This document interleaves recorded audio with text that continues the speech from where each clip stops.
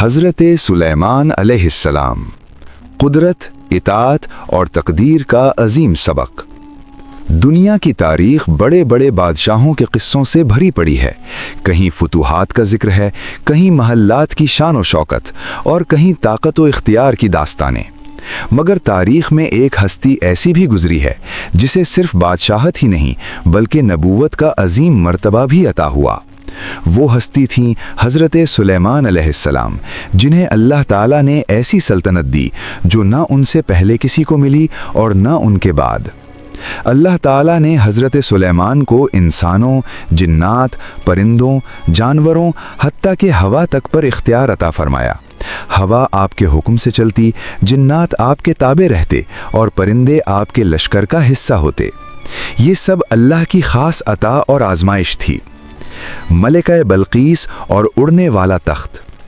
روایات میں آتا ہے کہ ایک دن حضرت سلیمان اپنے شاہی تخت پر جلوہ افروز تھے کہ ملکہ بلقیس نہایت ادب و احترام کے ساتھ دربار میں حاضر ہوئیں۔ انہوں نے عرض کیا، اے اللہ کے نبی، میں نے سنا ہے کہ آپ کا تخت ہوا میں سفر کرتا ہے اور آپ بہت کم وقت میں دور دراز علاقوں تک پہنچ جاتے ہیں۔ اگر اجازت ہو تو میں بھی اس تخت پر بیٹھ کر اللہ کی تخلیق اور اس کی قدرت کے عجائبات اپنی آنکھوں سے دیکھنا چاہتی ہوں۔ حضرت سلیمان علیہ السلام چند لمحے خاموش رہے، پھر مسکرا کر فرمایا، اگر اللہ نے چاہا تو تمہاری خواہش ضرور پوری ہوگی۔ چنانچہ دونوں اس تخت پر سوار ہوئے اور حضرت سلیمان علیہ السلام نے ہوا کو حکم دیا۔ ہوا نے تخت کو بلندی کی طرف اٹھایا اور وہ فضاؤں میں سفر کرنے لگا۔ سمندر کے اوپر سے گزرتے ہوئے ایک نہایت خوبصورت جزیرہ سامنے آیا، جس کی دلکشی دیکھ کر ملکہ بلقیس حیرت زدہ رہ گئیں۔ قدرت الہی کا نظارہ۔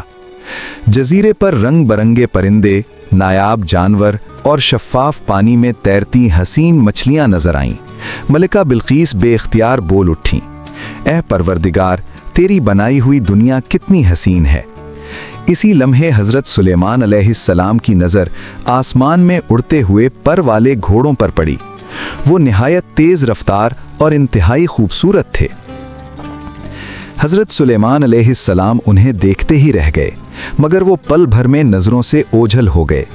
حضرت سلیمان علیہ السلام نے ملکہ بلقیس سے فرمایا، تم یہاں ٹھہرو، میں ان گھوڑوں کا حال معلوم کر کے آتا ہوں۔ مگر بہت کوشش کے باوجود وہ گھوڑے دوبارہ نظر نہ آئے اور آپ واپس لوٹ آئے۔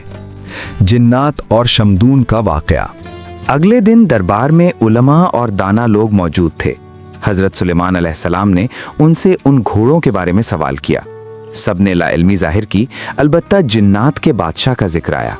جب جنات کے بادشاہ کو بلایا گیا تو اس نے بتایا کہ وہ گھوڑے قابو سے باہر ہیں، مگر ایک جن، شمدون، شاید یہ کام کر سکے۔ شمدون سمندر کی تہ میں چھپا ہوا تھا اور حضرت سلیمان علیہ السلام کے خوف سے باہر نہیں آتا تھا۔ چالاکی سے اسے باہر لایا گیا اور حضرت سلیمان علیہ السلام کے سامنے پیش کیا گیا۔ شمدون نے گڑ گڑا کر معافی مانگی۔ حضرت سلیمان علیہ السلام نے فرمایا، اگر تم میرا حکم پورا کر دو تو تمہیں معاف کر دیا جائے گا۔ چنانچہ شمدون نے تدبیر اختیار کی، گھوڑوں کے پانی میں نشہ آور چیز ملائی اور اس طرح وہ گھوڑے پکڑ لیے گئے۔ نماز کی یاد دہانی اور توبہ۔ جب وہ گھوڑے دربار میں لائے گئے تو ان کی خوبصورتی نے حضرت سلیمان کی توجہ چند لمحوں کے لیے اپنی طرف کھینچ لی، یہاں تک کہ عصر کی نماز کا وقت قریب ہو گیا۔ جیسے ہی آپ کو احساس ہوا، فوراً نماز ادا کی اور اللہ کے حضور عاجزی سے توبہ کی۔ اللہ تعالیٰ نے اپنے نبی کی توبہ قبول فرمائی اور سورج کو حکم دیا کہ وہ کچھ دیر کے لیے ٹھہر جائے۔ یہ واقعہ ہمیں سکھاتا ہے کہ اللہ کی عبادت ہر چیز سے مقدم ہے۔ تقدیر پر عظیم درس۔ ایک دن دربار میں تقدیر پر گفتگو ہو رہی تھی۔ ایک طاقتور جن نے دعویٰ کیا کہ وہ انسان کی تقدیر بدل سکتا ہے۔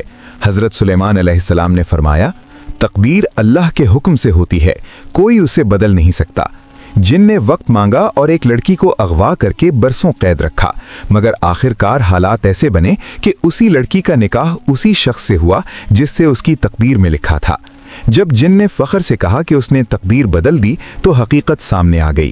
حضرت سلیمان علیہ السلام نے فرمایا، تم نے تقدیر نہیں بدلی بلکہ اللہ کے لکھے ہوئے فیصلے ہی پورے ہوئے ہیں۔ چنانچہ اس جن کو اس کے ظلم کی سزا دی گئی اور لڑکی کو نجات ملی۔ سبق اور پیغام۔ प्यारे दोस्तों, इस पूरे वाक़े से हमें ये सबक मिलता है कि अल्लाह की कुदरत सबसे बाला है। इबादत किसी भी नेमत से ज़्यादा अहम है। तकदीर सिर्फ अल्लाह के इख्तियार में है। गुरूर और सरकशी का अंजाम हमेशा हलाकत होता है। अगर आपको ये बयान पसंद आया हो तो इसे दूसरों तक ज़रूर पहुंचाएं, ताकि ये पैगाम ज़्यादा से ज़्यादा लोगों के दिलों तक पहुंच सके। अल्लाह हम सब को समझ और हिदायत अता फरमाए। अल्लाह हाफिज़।